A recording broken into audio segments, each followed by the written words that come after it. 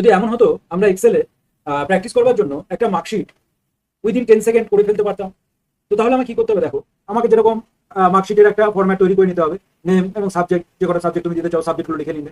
নেবার পরে এখানে তুমি ইকুয়াল টু দিলে, দিয়ে র্যান্ড বিটুইন বলে একটা ফাংশন আছে, সেই ফাংশনটাকে তুমি এখানে নিয়ে এসে এখানে বটম মানে তুমি কোথা থেকে নাম্বারটা শুরু করতে চাও, আমি ধরো 30 থেকে শুরু করতে চাই, এবং কমা দিয়ে তুমি টপ কোথায় নিয়ে যাচ্ছ, আমি ধরো 100-এ নিয়ে যেতে চাই, 30 থেকে 100-এর মধ্যে ও নম্বরগুলো দেবে। দিয়ে আমি যখন এন্টার করবো, এন্টার করে এটাকে ধরো আমি ড্র্যাগ করে দিলাম, আবার ঠিক সেই ভাবে আমি নিচের দিকে নিয়ে চলে আসলাম।